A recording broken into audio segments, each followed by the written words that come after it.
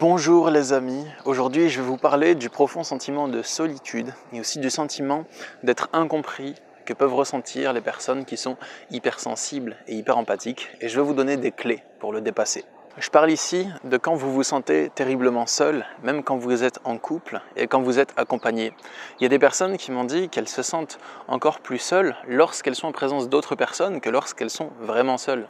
Et je sais qu'il y a aussi de nombreuses personnes hypersensibles qui se sentent terriblement seules, qui ont l'impression d'être vraiment isolées et d'avoir du mal à sortir de cet isolement.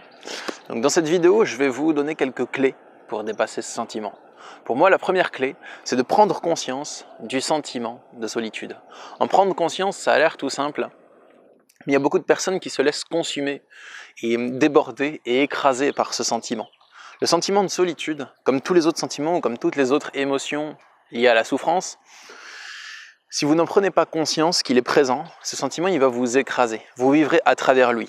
Vous aurez tout le temps l'impression d'être seul et l'impression que cette solitude est insoluble.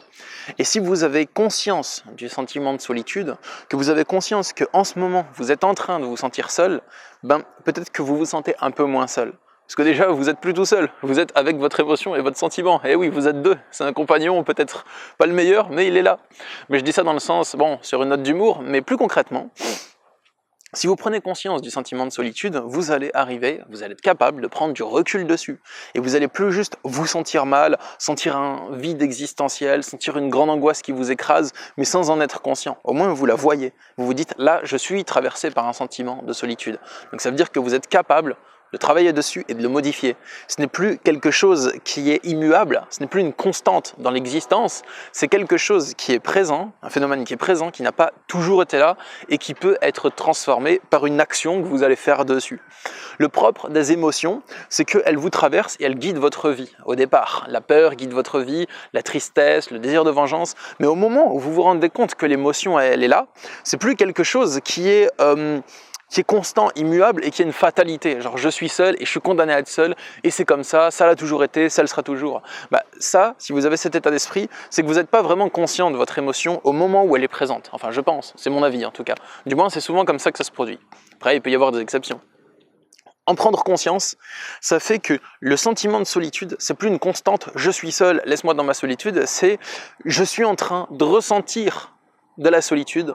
Donc ça veut dire que ce sentiment, c'est un objet que je vais pouvoir transformer par une ou plusieurs actions que je vais exercer dessus. Mon deuxième conseil, maintenant que vous arrivez à prendre conscience du sentiment de solitude, ou que vous allez vous y entraîner si vous le souhaitez, c'est que pour moi, la clé pour dépasser le sentiment de solitude, c'est pas juste d'apprendre à vivre seul, c'est de trouver un juste milieu entre apprendre à vivre seul et s'entourer de ses semblables.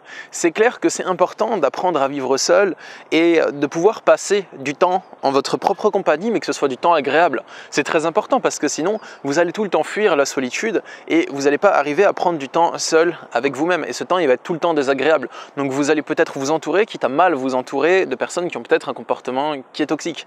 Mais pour moi, la clé, c'est pas de se résigner à la solitude. On est 9 milliards d'êtres humains. La planète, elle déborde littéralement. Les continents débordent de personnes, ça fourmille, donc ça pullule de monde, quoi. Donc je pense que pour moi, la clé, c'est pas de se résigner à la solitude. On est plein, c'est plutôt d'apprendre à vivre ensemble.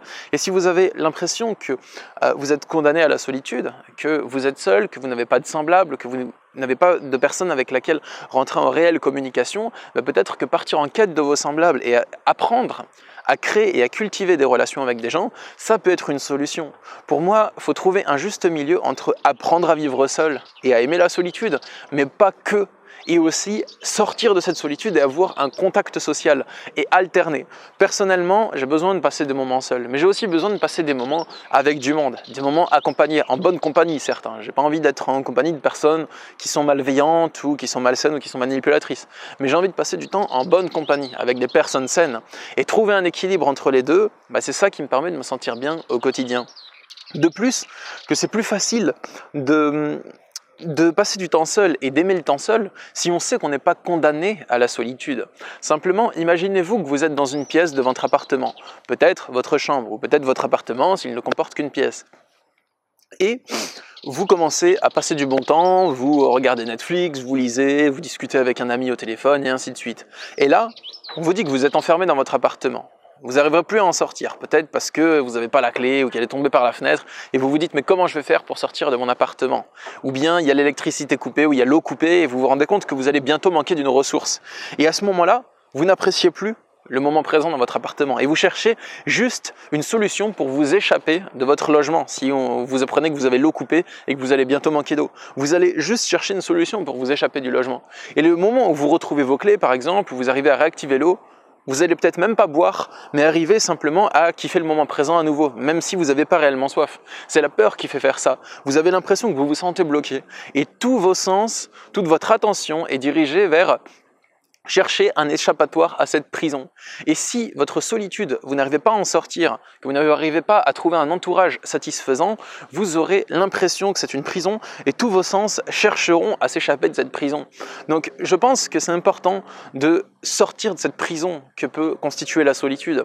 De même que un des pièges du développement personnel, c'est que on va vous dire que ouais, le sentiment de solitude, il faut travailler dessus, il faut aimer la solitude, il faut apprendre à vivre seul. Et déjà rien que c'est il faut, ça veut dire pour moi qu'il y a une croyance limitante, et de plus que, enfin je sais pas, je trouve ça nul en fait. Genre vous allez vous lever le matin en disant chouette, je vais travailler sur savourer mon isolement forcé, youhou, je vais vivre dans la solitude toute ma vie. Si c'est pas ce que vous voulez, ça va juste être un supplice, ça va pas être quelque chose de fun, pas quelque chose de cool.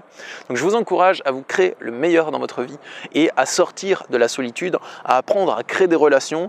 Après si vous savez pas comment créer des relations, que vous avez des blocages à parler aux gens, que vous avez des blocages à entretenir une relation, que souvent vous mettez des fins prématurées aux relations et les autres personnes en mettent et ainsi de suite, c'est quelque chose qui s'apprend, travailler sur la communication, travailler sur repérer les relations saines ou toxiques.